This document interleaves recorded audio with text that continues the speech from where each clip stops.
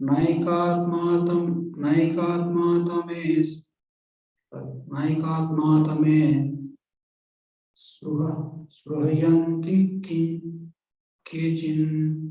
Naikatmatame spruhayanti kechin. Naikatmatame spruhayanti kechin. Naikatmatame spruhayanti kechin. Matpada seva virata madaiha. Matpada seva virata madhita. Matpada seva virata madhiha. Matpada seva virata madhiha. Yanyonyato bhagavata prasijya. Yanyonyato bhagavata prasajya. Yanyonyato bhagavata prasijya. Yanyonyato bhagavata prasajya. Sabha jayate mama paurushani. Sabha jayante mama paurashani. Sabha jayante mama paurushani. Sabha jayante mama paurushani. Naikatmanatma me spruhayanti kechin. Naikatmatam me spriyanti kechin.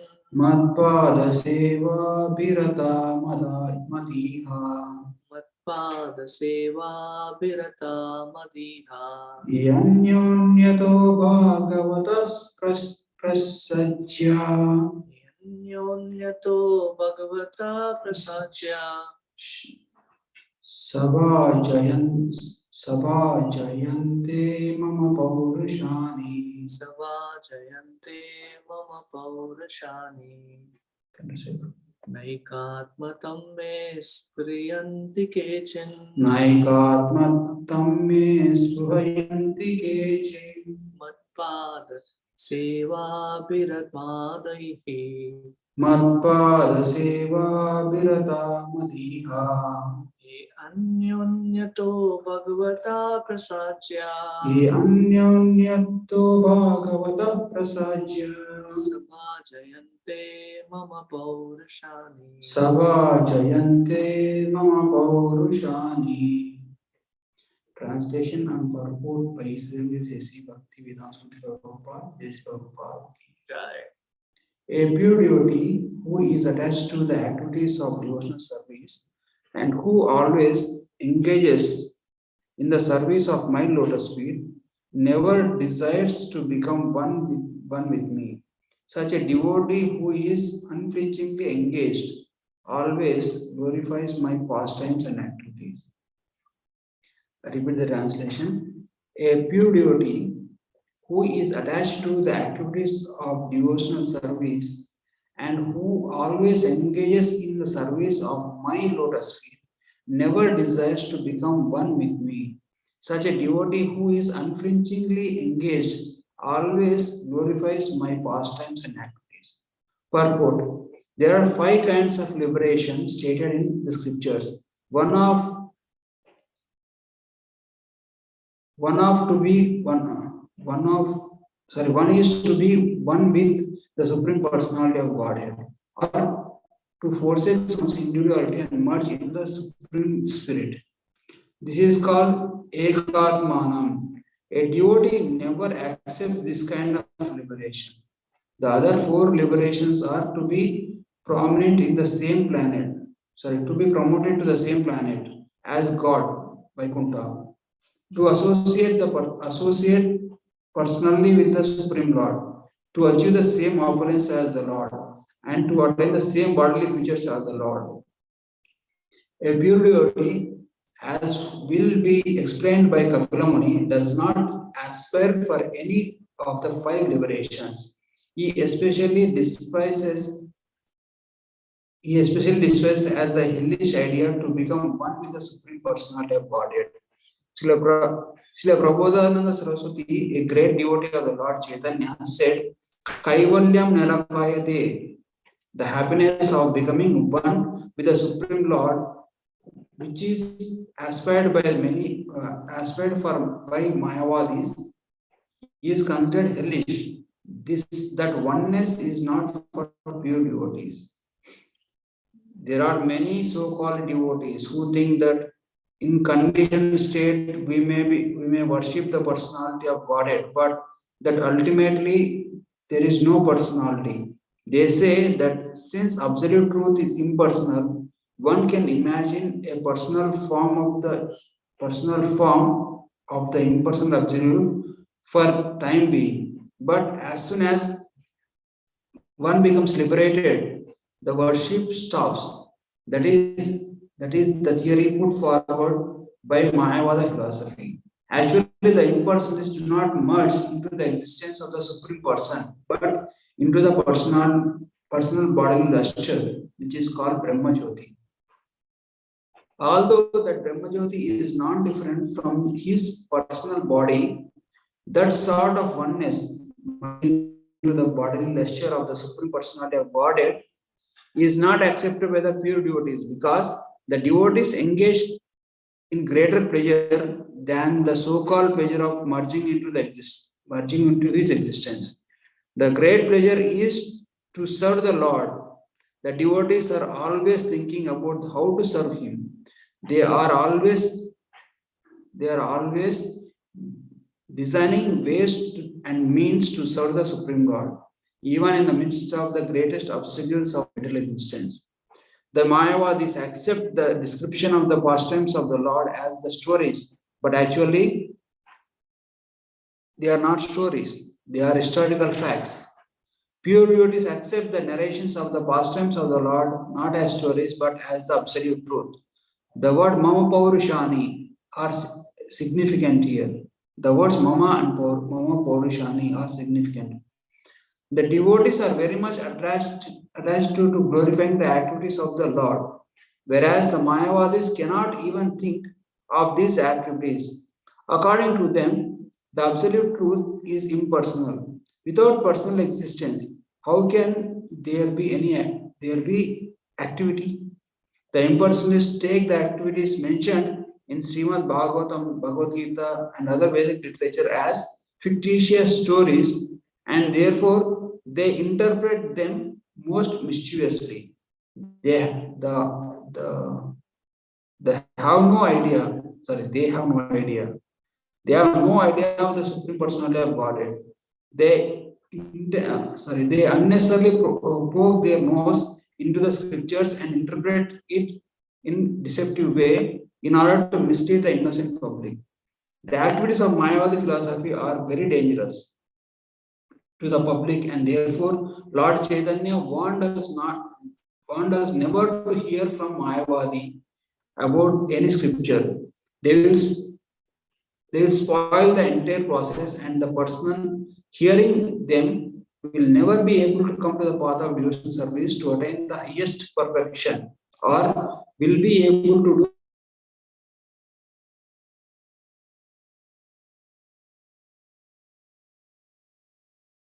do so only after very long activities in devotional service are transcendental to mukti. That is called Panchama Purushartha.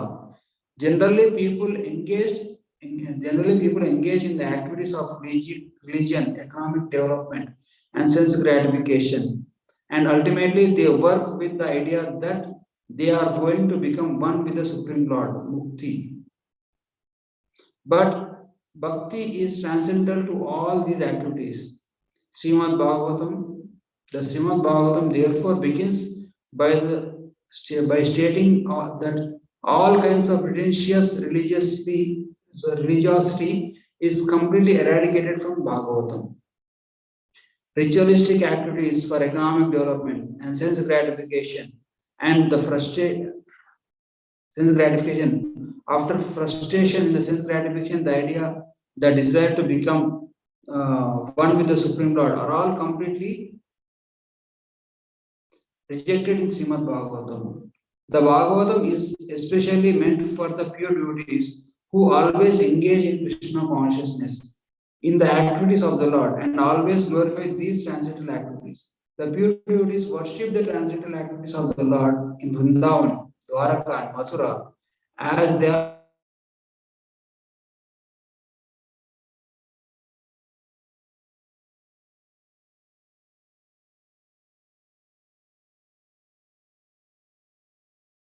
narrated in Srimad Bhagavatam by the great, they are great and worshipable subject matters, and thus reachable only for the devotees. That is the difference between Mayavadi and pure devotee.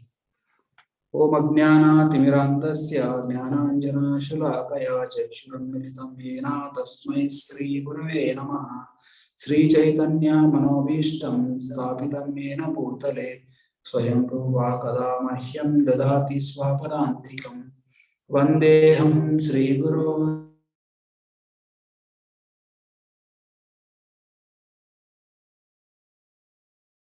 Sri Vapal Kamalam Sri Agana Raghunathan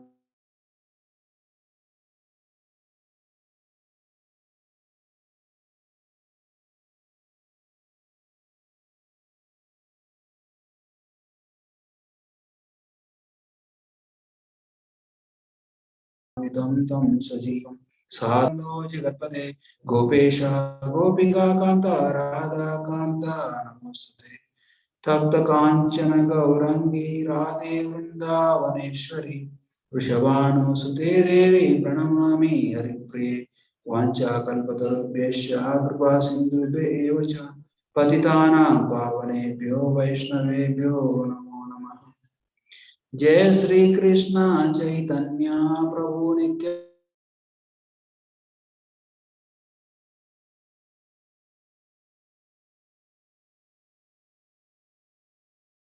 Ananda Sri Advaita Hare Hare Hare Rama Rama Rama Hare Hare Hare Krishna Krishna Krishna Hare Hare Hare Rama Rama Rama Hare Hare Mukham karoti vacharam bhangam bhangayate kirim yat kripatamaham vande Sri Gurun Dinataranam Paramananda Madhavam Sri Chaitanyeshwaram.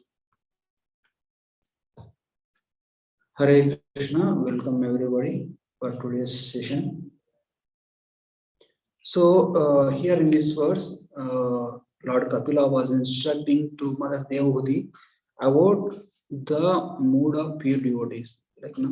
So, it is said that there are 5 kinds of liberation as per the scriptures. Okay, Salokya, Salokya, Samipya, Sarupya, Sarishti, Sayuja. So all these 5 kind of liberations, devotees never desire any kind of these liberations. But Lord will award one of these liberation when one is very diligent and very sincerely practice any of the 4 process of self-realization, that is karma yoga, jnana yoga, dhyana and ashtanga yoga. But it is said that mostly the karma yogis will go only up to the heavenly planets, and jnana yogis may go up to the impersonal Brahman, and dhyana yogis they may realize Paramatma feature of the Lord. Only the devotees will be eligible for other kinds of liberations. Okay. So among all this kind of liberation, Prabhupada was very heavily speaking about the Sayuja Mukti. Sayuja Mukti means merging into the impersonal existence of the Lord. Like it is said that previously, before coming into the ISKCON, I used to read some books on yoga and all those things. What they say is what their conception of attaining perfection is. Right now, we have a lot of conditionings. Our attention is so fickle, and we cannot concentrate. That's why we are supposed to meditate on nothingness, and by meditating on nothingness, we will get rid of the conditionings from this material world. But for one to practice this concentration, for one to develop the ability to focus on oneself, one has to have an object. So that's why you can take any object. Now, like you can take Durga, you can take Shiva, you can take Vishnu, Krishna, any object, or you can take one light or one lamp, and then focus on that until you get rid of all your conditioning, because all your anarthas. Then, as you practice, then your mind will become very steady and very stable. Then you will have full focus on the object of meditation, which is the any figure that we are talking about. Then, after you attain that level, after you do that for a long time, then you will attain a stage where you will no longer need this object of meditation. You will just focus on your nothingness, and you have to reject that form also. Like even like when one meditates, when they close their eyes, that form will be visible. But as they advance, they have to reject that form and then merge into the nothingness. Yes,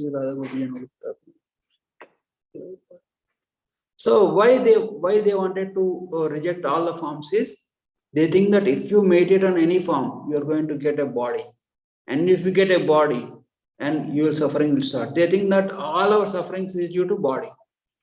So as long as we have body, we'll be confined within the body.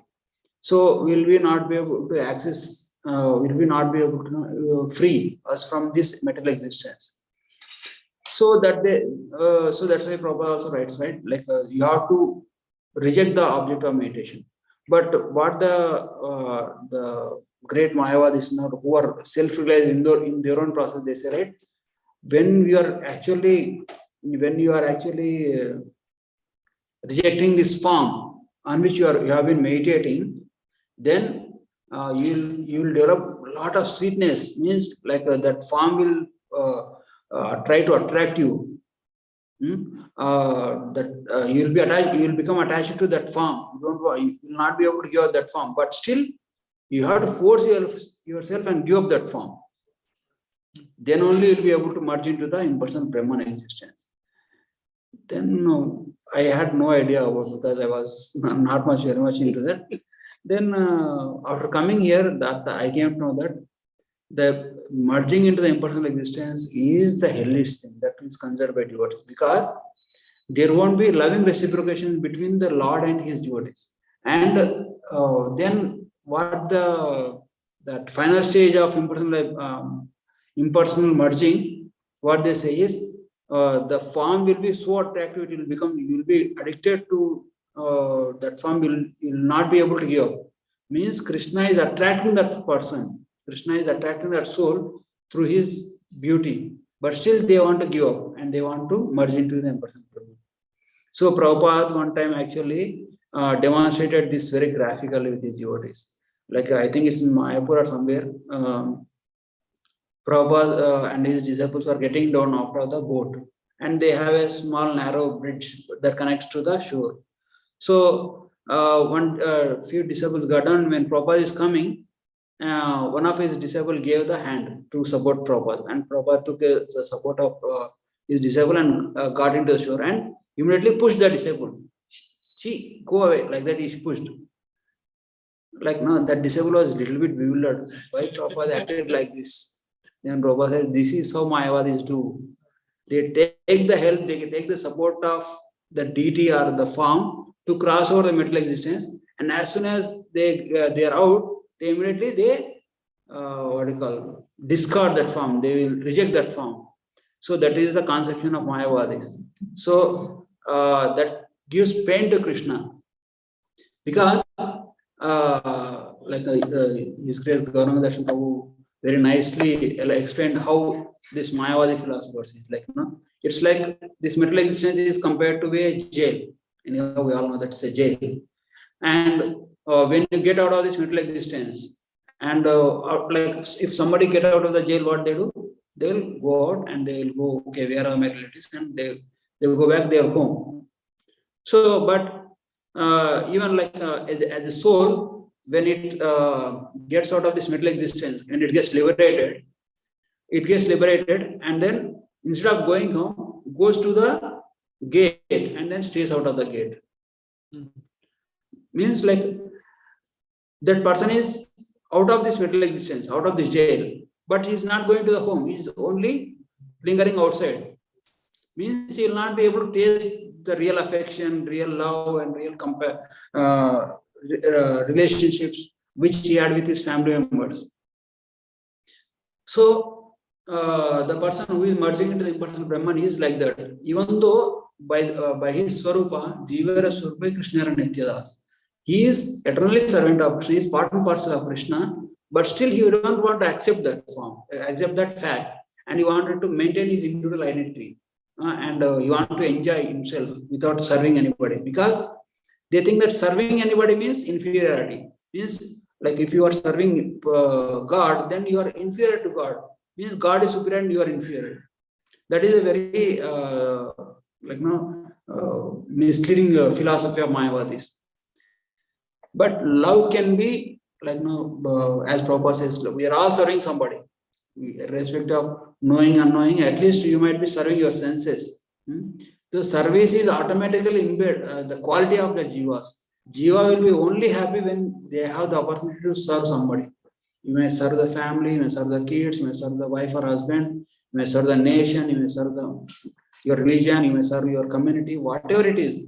Service is embedded in us. We have to keep on serving somebody. If you don't find anybody interesting, then you bring a dog and serve the dog or cat. So that is our nature, that Prabhupada says. So, and this Mayavadi philosophers, they wanted to go against this eternal the nature of the soul. So why then, but even though the relation between God, Krishna and his devotees are not in a kind of master and slave. It's like a father and son. Sons and daughters serve the father in their love and by showing their love and affection. And father shows his love to his daughters and son by taking care of them, by addressing their needs, by giving them time, and by being friendly with them like that. So that is the loving affection between the Lord and his devotees, which Mayavadi philosopher think that there is not attachment. It is, they think that it is inferior and superior conceptions. But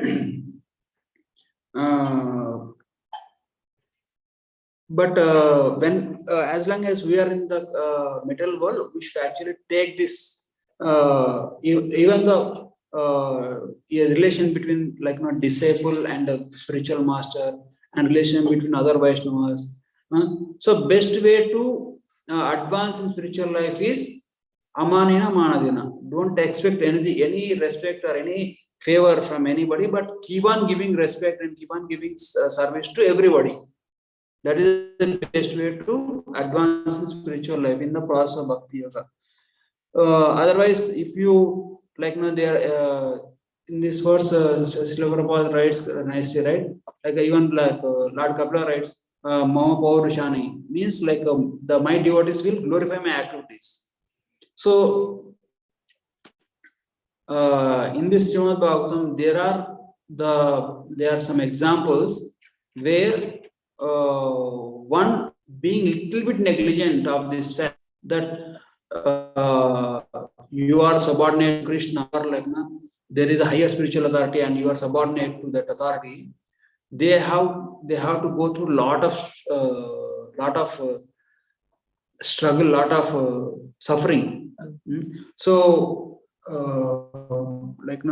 that's why for example, one has to serve the Supreme Personality of Godhead, and one has to serve the Guru, and one has to serve the sadhus. So first example, one will be always like it is said that in Sveta Sarvapajnat, right? Eko Bahunam Yo Vidatikama, means even though there are the super soul and the Supreme Lord and the Jivas are one in quantity, but the Supreme Lord is taking care of all the necessities of all the living entities. I'm not able to recall that shloka. Means the Supreme Lord is the provider, and everybody is subordinate to him. So, but when we are when a devotees neglect that fact, they are purified in a very like a strong way. For example, we take the first example as Romaharshan Sutta. Romaharshan Sutta, he actually he was sitting on Vyasasana when he was about to recite Srimad Bhagavatam to sages of Naimisharanya, right? Yeah. So at that point of time, Balramji comes, and all the sages get up and offers their respects to Balramji. But Romaharshan thinks, oh, I'm sitting on Vyasasana, I don't have to get up. Everybody is subordinate to me. Like that he thinks. Immediately Balramji becomes angry. He said, you are a pretender. You are a and he says, I came into this material world only to get rid of pretenders like you. Then he takes a blade of grass and hits Romaharshan Sutta, and Romaharshan Sutta dies. And if this pastime is told to somebody or some outside person, they will be just for not getting off, kill one person. That is too much. It's like very insignificant aparad, and not even aparad. Okay, you came and you didn't get up. What is there? What is there? That is, but when it goes higher and higher with the responsibility, because this person is not a Kshatriya, and this one is a Brahmana, it's a Vaishnava. He's addressing Vaishnavas, means he should be exemplary to the Vaishnavas. So as we become advanced in spiritual life, these etiquettes matter a lot. So, like, okay, if you are giving Srimad Bhagavatam class and somebody walked in, some devotee or somebody who is who is not on your level with respect to age or spiritual qualification, that is okay. But still, Srimad Bhagavatam speakers also, they offer obeisances. But when the Supreme Personality of Godhead himself comes, this person thought like, I don't have to pay any respects to him. So that one, because the process of bhakti is the process of being subordinate, but the process of giving pleasure to Krishna. And devotees are trying different means and ways and exploring different ways how they can give pleasure to Krishna. So, and this kind of little bit of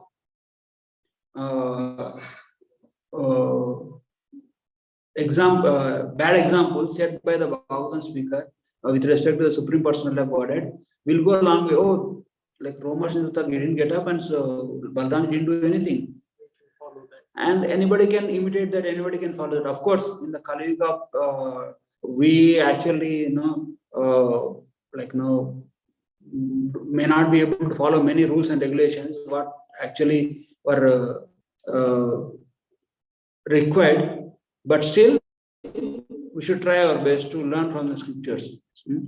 So, and that is one example. And second example is with respect to Indra, like Supreme Personality is over. And then with respect to Indra, he was one time what happened, he actually all the demigods were praising Indra and worshipping Indra, doing puja to him. And at that point of time, Brihaspati walks in. Brihaspati walks in, Indra thinks, oh, like today morning I did my Guru Puja and that's over. Now I don't have to, why to disturb all these demigods who are actually worshipping me?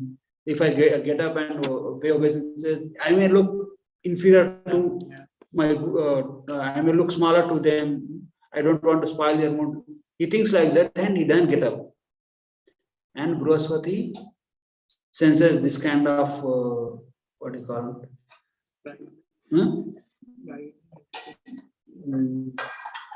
Not pride, anartha, it cannot be like this kind of not attitude, wrong culture.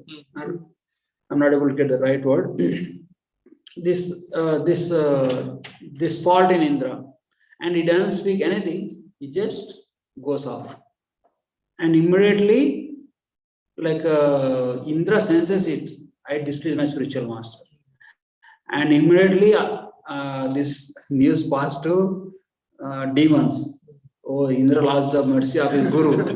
Now, chalo, immediately demons come and kicks Indra off his heavenly planets. Indra loses his heavenly planets. He goes to Brahma.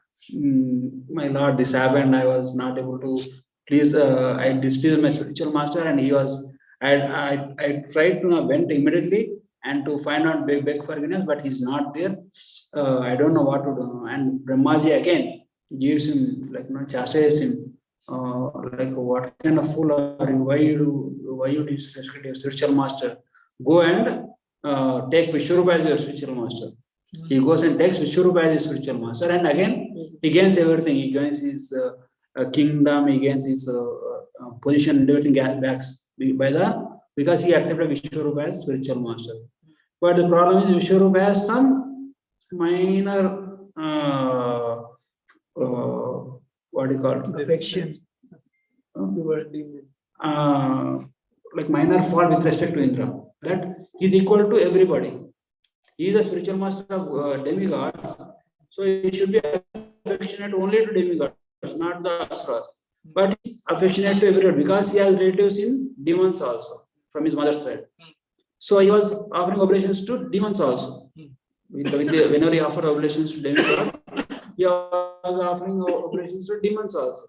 So this Indra, like Indra was so proud and because so enraged by that small defect, he comes and chops off all the 3 heads of Vishwarupa. And then he again gets the offense, like his guru offense stepped up now. Initially that was etiquette with respect, only the etiquette offense with respect to etiquette. Now it's respect to physical, due to which Vishwarupa's father Tvasta, now he produces a demon, Rudrasura. And like we all know that how Indra was so much humiliated by Rudrasura. Indra looking at Rudrasura, he was start running. And so that pastime goes on, and finally he was able to find us by the mercy of the Supreme Personality of Godhead and by the help of Dadichi Muni, he was able to defeat Rudrasura. So, like here, why we are narrating these pastimes is there is always superior authority, and this is the safest path to practice. Always be respectful. Always, there might be some minor, some minor.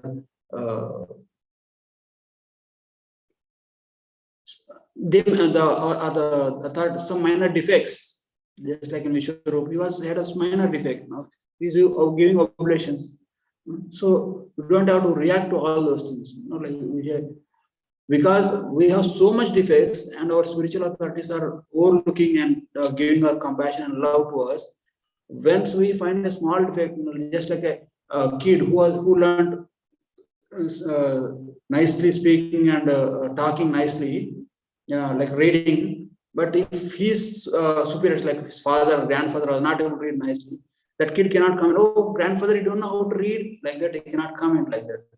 So that should be our means, like we have so many defects, but still our superiors are very accommodative. Our superiors are bearing with us. So even the Supreme Personality of Godhead himself, Krishna also, like with the kind of anarthas we have, Krishna will never be able to look at our face, but out of his causeless mercy is coming and performing our pastime and trying to attract us back to him. So we should have, being a devotee, we should have the same mood, always. It is like we should be, with respect to us, we should be always judging us ourselves, but not others. And we should be always accommodative, always giving respect and expecting none in return.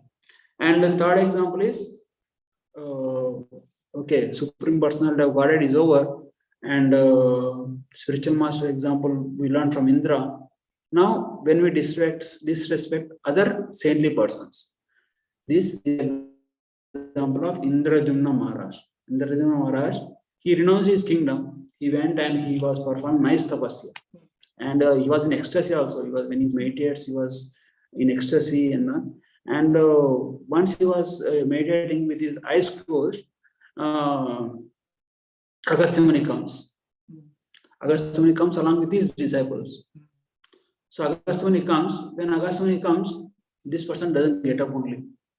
Because when we see a spiritual, saintly person, it is our prime duty. Because there is a nice verse in Srimad Bhagavatam first canto where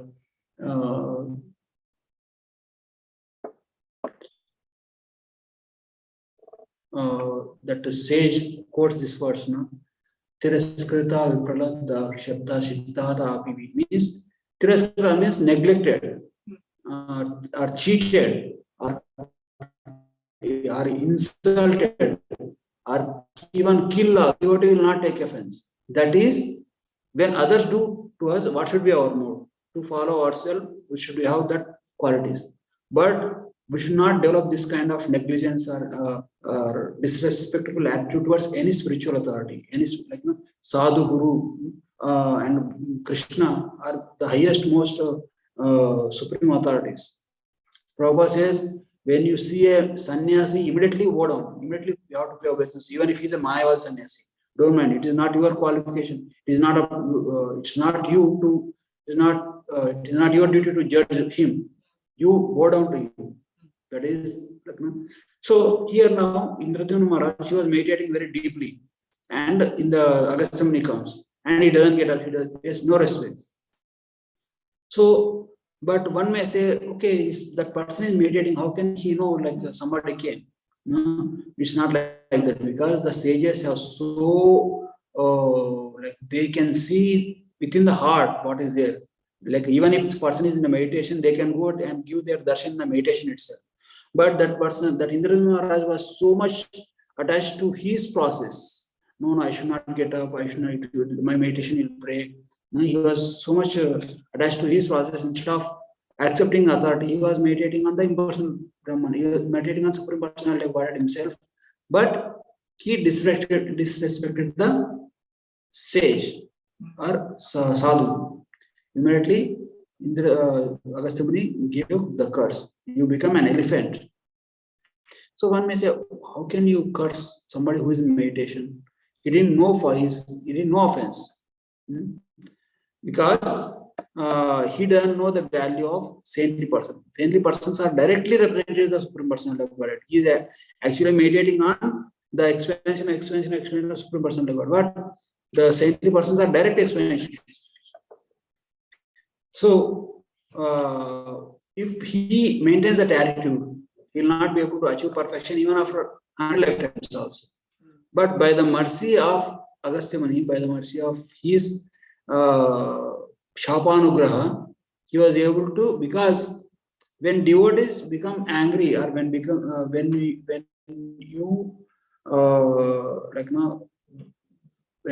as long as even a devotee curses, even devotee punishes also, Supreme Personality Godhead will take the personal responsibility of that other party also. Just like if some child goes and does damage to neighbor's property, immediately parent comes and pays off everything, whatever damage he has done. The same way, when devotees curses, when devotees treats us harshly also, when we are very tolerant and very tolerant and very peaceful and very didn't do any anartha, didn't react abnormally to that incident, that Krishna will notice and Krishna will personally intervene. Just like in the case of Indradyumna Maharaj, when he becomes elephant as a Gajendra, personality, Supreme Personality God himself comes and relieves that. Because when even in the body of Gajendra, Lord gives the intelligence to pray to him. That's how he attains the perfection. So the conclusion of this class is, we are always subordinate to the Supreme Lord. We are always subordinate to Guru, and we are always subordinate to sadhus. Whatever the reach, whatever stage we may reach, even it is after going back to spiritual also, we are always subordinate to the spiritual master. We have to do whatever our spiritual master does, tells us to do. We are not independent here also. That is what facilitates us to serve Krishna more and more nicely. Okay. So we'll end it here. If anybody have any questions or any comments, you can take. It's a very, very nice class. I like the point how you started. I honestly did not know about this. So Prabhupada gave a very beautiful translation that's considered as hellish, merging into that Brahman. And then how you connected that, why they consider like that, because they consider superiority and inferiority. And you gave wonderful examples from scriptures. I had one question which you already clarified, because I was thinking it wasn't the fault of King Indradumna because he was meditating. Similar thing with Shringi, and then this thing is there. But good you clarify that he can experience that, some special guest is there. Thank you for clarifying that part. One confusion I have, and I just wanted to look for clarification from you. So when we see a Vedic planetary system, the Brahman Jyoti is above the heavenly planets. Yes. And we say that Devatas are mixed devotees. They are attached to Supreme Personality of Godhead. Even when I was just reading Canto 5 description of Jambu Dweep, and then we see that that's like a heavenly planet and they worship different forms of the Lord. So here I'm so confused about this thing, how Brahman Jyoti, which is so higher, it's above the material plane altogether. These guys, when I say these guys, they are basically trying to merge and they consider that inferiority, superiority. How they get higher position than Devatas, they at least have devotion there. Am I making sense? Actually, Brahma Jyoti is not some layer between spiritual and material. Brahma Jyoti is all pervasive. It is all pervasive in the spiritual and material worlds also. Oh, even in the material world also, Brahman is all pervasive. God part, right? Like, but here we are conditioned here. We are not like, okay, like effulgence is there, but we are covered up. You just have to remove the blinds, so that you just have to open the eyes, so that you will be able to see the light. So even though it is all pervasive, because we are, as long as we are in this material world, we will be confined to the bodily sufferings. But when one gets out of this material existence, he will be able to experience peace and joy in the Brahman effulgence. That Shanti. Correct, Prabhu. Sorry, maybe I did not make it clear. So these Mayavadis who actually take, they never go to the Brahman Jyoti. We have, as long as we are embodied, we have a body, there will be some kind of sufferings. We'll pain, thirst, hunger, senses will pull us, all those things are there. We'll be covered with mind, intelligence, ego, all those things. But as we get out of this material existence, then there will be no suffering in the Brahman effulgence. So they'll remain in that state.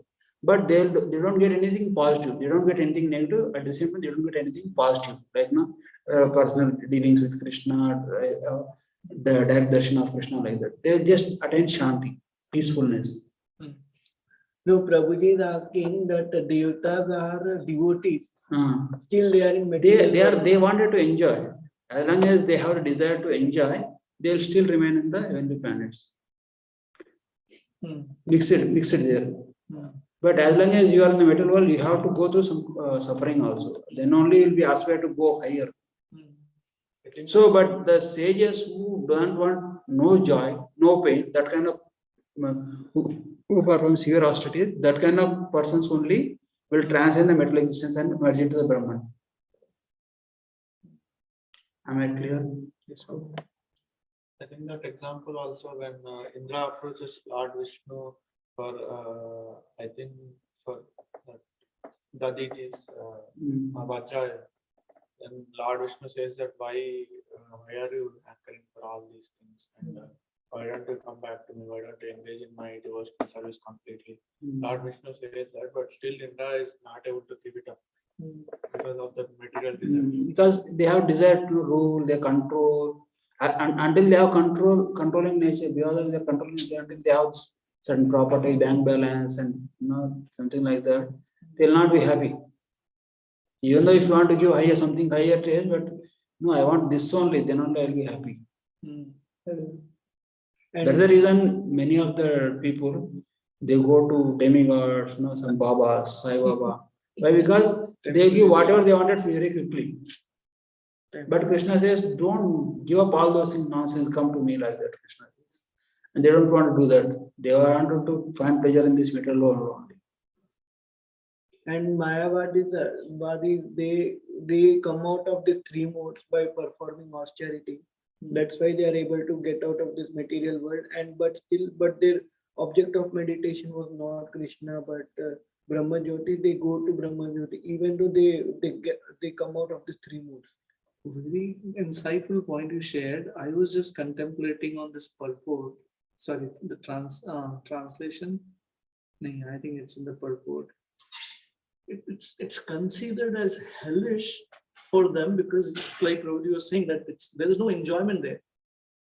The question here is that they have zero devotion. They are just trying to get out of. He said they want to get out of suffering. The purpose is not that I want to do worship. I want to do a devotional service.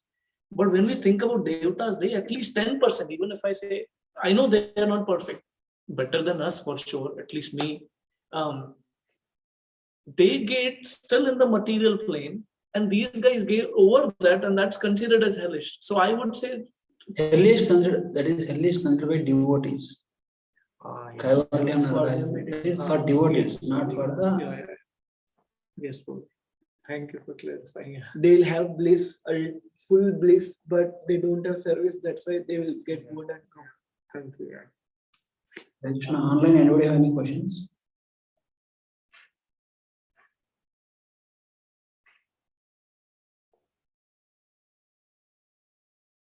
Okay. No questions, Prabhuji. Thank you for the very nice class. Thank you, Hare Krishna. Srimad Bhagavatam ki jai, Prabhupada ki jai, Ananda Prabhu ki jai. Bhagavad Acharya ki jai.